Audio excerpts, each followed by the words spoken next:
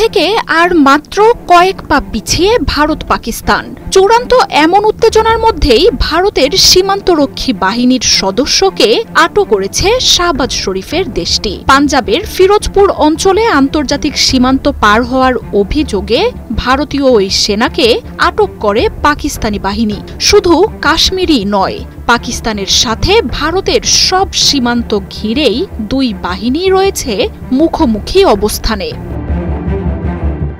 গণমাধ্যমগুলো বলছে, বৃহস্পতিবার পাঞ্জাব সীমান্ত থেকে ভারতীয় সীমান্তরক্ষী বাহিনীর এক সদস্যকে আটক করেছে পাকিস্তানের নিরাপত্তা কর্মীরা। পিকে সিং নামের ওই ব্যক্তিকে ফিরোজপুর সীমান্ত থেকে আটক করা হয়। ভারত ভূখণ্ডের আন্তর্জাতিক সীমান্ত রেখা অতিক্রম করে পাকিস্তানের মাটিতে প্রবেশের পর দেশটির রেঞ্জার্সদের হাতে ধরা পড়েন তিনি। পিকে সিং বিএসএফ এর ১৮২ ব্যাটালিয়নের সদস্য বলে জানিয়েছে ভারত।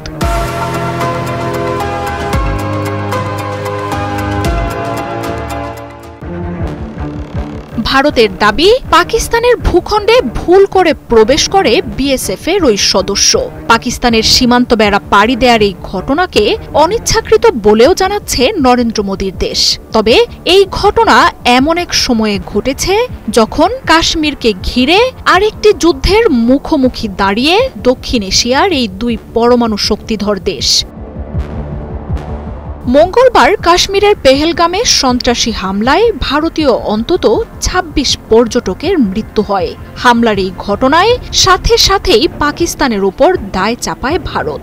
এরপর থেকেই দুই দেশ একে অপরের উপর পাল্টাপাল্টি বিধিনিষেধের ঘোষণা দিচ্ছে।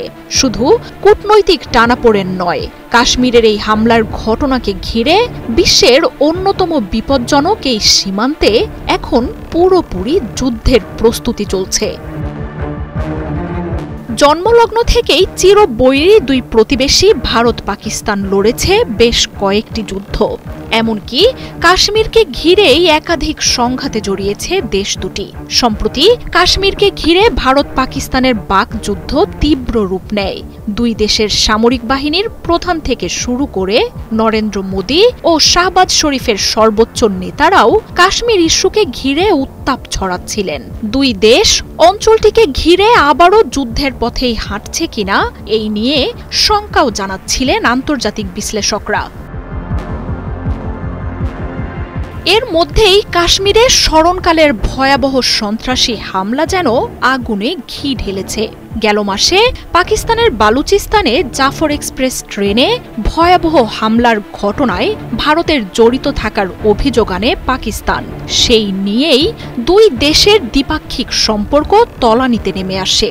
আর এবার ভারতের কাশ্মীরে সন্ত্রাসী হামলা যেন সব সম্পর্কে শেষ পেরেক ঠুকে দিয়েছে। দুই দেশ নিজেদের প্রায় সব চুক্তি থেকেই সরে আসছে। সর্বোচ্চ শক্তি নিয়ে পরিস্থিতি মোকাবিলার ঘোষণা দিয়েছেন সরকার প্রধানরা।